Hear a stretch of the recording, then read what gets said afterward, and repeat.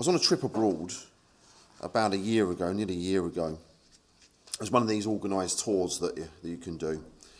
And it was one afternoon, I was sitting there having lunch with a few people that were obviously on the tour with me. And a conversation ensued on current affairs and politics. And I got into a discussion with a girl called Alison.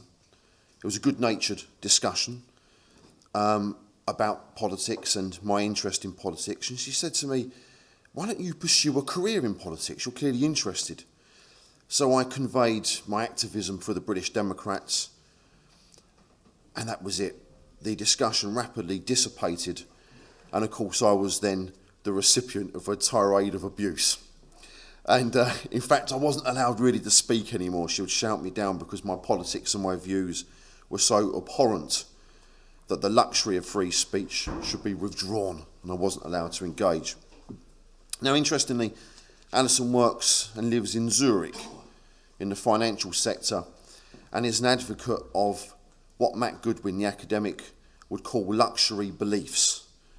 So she's into green politics, open borders, membership of the European Union, restricting freedom of speech for people she doesn't agree with, and it'll be no surprise, ladies and gentlemen, that she votes for the Green Party. And I could literally, and I mean literally, stand here for probably more than an hour and convey similar stories about interactions I've had with our opponents and the sheer lunacy of those political opponents. I'm certain many of you in this room and people watching on the internet have your own stories to tell. So it got me thinking about the moral foundations of people across the political spectrum. The conservatives tend to be more considerate of the law and respect fairness and order and the people around them, essentially their communities. And leftists, liberals, tend to think a little bit differently, so they incline towards empathy and support for egotistic causes that are not community grounded but are instead out of their control. Think about the incessant pro-Palestine marches that plague our streets every week for the past few years. Aggressive, disorderly, uncontrollable, often illegal behaviour. Our opponents tend to support such causes, even to the extent that when our government launches a free university scheme for Palestinian migrants, one of whom has vowed to blow up Britain, according to GB News, these protesters merely don't care. Harming Britain and the British people is relegated to second place in exchange for migrant rights. Just think about that headline from GB News. Just think about that. Our government capitulates to Palestinian protesters. It rewards migrants from a country, allowing them to settle here, and one of them vows to blow us up. And our opponents have been celebrating the Prime Minister's decision to recognise Palestine as an independent country, to open an embassy in our capital and facilitate the settlement of Palestinian refugees. Why would the left support this? One of whom has already said he wants to blow us up. Causing such misery in our country benefits nobody, even if these leftists are opponents of Western civilization.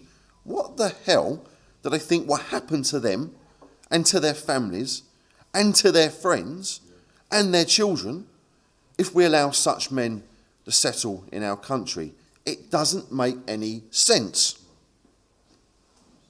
Well, could evolutionary biology give us an answer? Professor Edward Dutton thinks so. He suggests that after the Industrial Revolution, the selection pressures that had once shaped human survival in the West significantly diminished.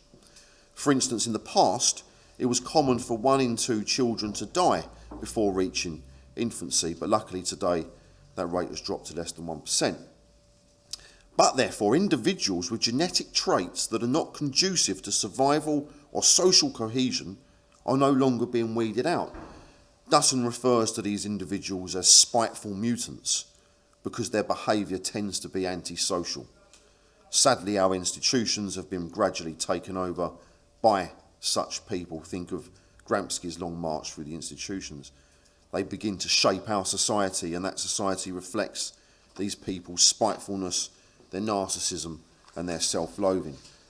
One Substack article that I was reading recently put it into a context, and I quote, "Conservatives consistently showed more empathy to liberals than liberals showed to conservatives. This asymmetry was partly explained by liberals' harsher moral judgments of out-group members and the fact that liberals saw conservatives as more harmful than conservatives saw liberals." In my judgment, this passage seems to underpin Dutton's reference to spiteful mutants. Let's just delve a little deeper. There are scientific studies that explore the differences in brain structure among people with different political views. And interestingly, Joseph Bronsky suggests that the extremist element of the liberal left might be linked to a physically small amygdala, potentially due to mutational load in DNA, and the amygdala is a small mass of grey matter involved in the experiencing of emotions. So according to Bronsky, left-leaning individuals tend to have significantly smaller amygdalas, which he describes as the fear centre of the brain. So he argues that this could explain why they use terms like phobic as an insult, but simultaneously cannot comprehend the magnitude and dangers of thousands of fighting-age young men from aggressive areas of the world settling in our country. Example: evolution should compel us to identify threats, to evaluate them accurately, and then use that understanding to guide decision-making. What some evolutionary biologists claim is that individuals with more conservative minds tend to be more capable of processing danger and subsequently dealing with it more effectively. Again, if we return to the GB News broadcast that identified a Palestinian that could be settled into our country but who vows to blow us up, an obvious example of danger that everybody in this room and watching at home can successfully comprehend. But our opponents, on the whole, contrive to allow such individuals to settle in our country. In other words, they cannot appreciate the inherent danger. So is it evolutionary biology and genetics that are explaining this phenomenon? It makes sense, does it not, that individuals with traits that favour social cooperation, risk aversion and quick threat responses are more likely to survive and reproduce. These traits help people form stable communities and respond effectively to dangers. So it stands to reason that if these instincts, these genetic responses are wired differently, or wrongly, individuals inflicted with this mentality, as Professor Dutton contrives, are spiteful mutants. These people are inherently dangerous to our safety and our well-being. Let's use another example. Think of the recent merriment, the joy from our leftist opponents after Charlie Kirk was assassinated in the US. Many of them were delighted, they were elated by the death of a young man shot through the neck in front of his wife and small children. But just 4 or 5 years ago, prior to Charlie being murdered, these same people were inconsolable by the death of George Floyd, a man whom we are told placed a gun to the stomach of a pregnant woman and threatened to murder her and her unborn child during a robbery. Charlie Kirk was 31 years old. He was married, with children, a Christian, educated, intelligent, compassionate, and a defender of Western civilization.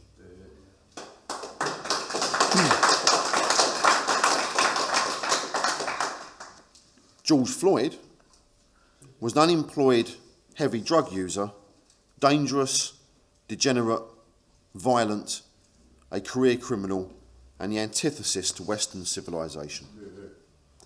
The leftist response to Charlie Kirk's death stood in stark contrast to that following George Floyd's. While Kirk's body was scarcely cold, some on the left ridiculed his passing, smeared his grieving wife, and even mocked his children. In contrast, after George Floyd's death, these same individuals took to the streets in protest, much of which descended into violence. These riots led to widespread property damage, assaults on the police, significant disruption to daily life, and, in certain instances in the US, even murder. It's difficult not to see this as a striking example of what Edward Dutton has described as the spiteful mutant phenomenon. Ultimately, what I'm suggesting is that political ideologies might not just be shaped by culture or environment, but by biological and evolutionary factors. Differences in brain structure, particularly in the amygdala, could influence how individuals approach risk, cooperation, and societal changes. In my judgment, it's the combination of cultural influence and biological structures that influence these bizarre behavioural patterns of our political opponents. There seems to have been a marked increase in leftist violence in recent years. How do we oppose it? Particularly when we're faced with an opposition that subscribes to a doctrine that advocates for violent revolution, i.e. communism. Well, in my judgment, leftist violence is expanding because we're starting to win. The mood...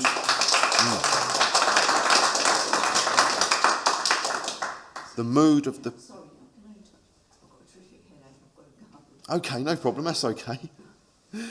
The mood of the country is changing, and the mood of the West is changing. As Jim has discussed at previous British Democrats meetings, society doesn't move in a linear fashion, a straight line towards what our opponents might call progress. Instead, it oscillates between periods of liberalism and periods of conservative consolidation.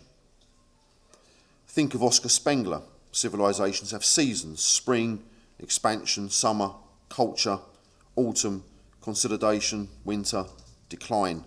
Or as William Strauss and Neil Howe have more recently contrived of a conservative phase following the countercultural 1960s. You see, the left always fall into the trap of believing that we humans are merely passive passengers on our way to a form of perfectness, a form of utopia. If you think about it, how could we ever exit from communism, because communism represents the end point to human development? If you have a perfect society, why is there a need for an exit? Of course, in reality, communism has never worked, and nor will it, but it doesn't stop these people trying to embrace it or usher it into our country. Our liberal left opponents are rattled and bewildered by the possibility of a society shifting into conservative terrain. But the notion that we're entering a more conservative period, yes, is plausible and historically grounded, but it's not deterministic. And it's our job as British people to ensure that that shift is successful. And what a fight we have on our hands. I've mentioned Edward Dutton's theory on what he calls spiteful mutants, as well as Bronsky's hypothesis that liberal leftists tend to have a different biological construction of the brain compared to conservatives. These are interesting explanations, but our movement needs more substance than to merely claim that our opponents are just mental, even though some of them obviously really are. And for some reason, I'm now currently thinking of David Lammy. But the Overton window is shifting, and our adversaries will adopt ever more rigorous tactics to hinder our success, ranging from debanking to online and real-world harassment to violence and even murder. We have to be ready. We have to be prepared for the fight ahead. And let's just remind ourselves of the words of Edmund Burke. Society is not a social contract among the living only, but a partnership between those who are living, those who are dead, and those who are yet to be born. Burke opposed the radicalism of the French Revolution, and it's in this context that Burke formulated his position.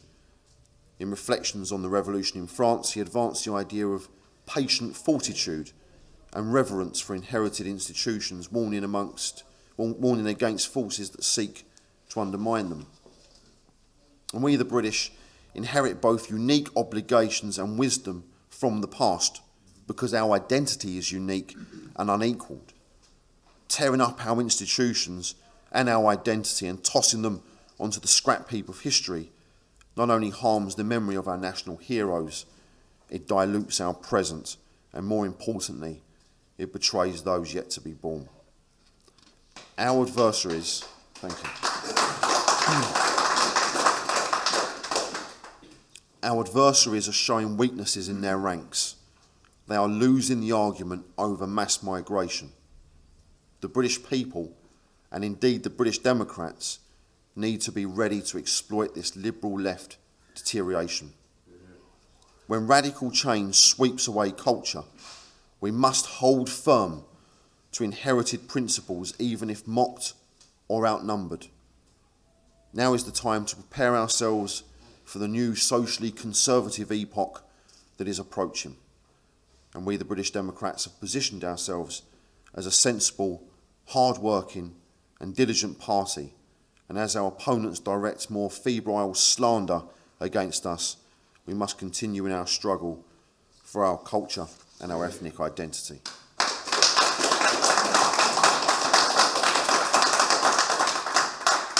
I'm going to conclude with a thought by the philosopher of whom I've drawn some inspiration, which is Edmund Burke. His book, Reflections on the Revolution in France, is not merely an attack on the French Revolution. It is a philosophy of order, of natural order, one where men and women craft and cultivate historical customs and cultures which define their ethnic identity and their country. Laws and customs evolve like a living organism. They cannot be remade overnight. So even as it feels like the radical left liberal alliance habitually attempt to dismantle our historic and unique institutions, culture and legacy, I'll leave you with these brief but I think encouraging words from Burke. People will not look forward to posterity who never look backward to their ancestors. Thank you.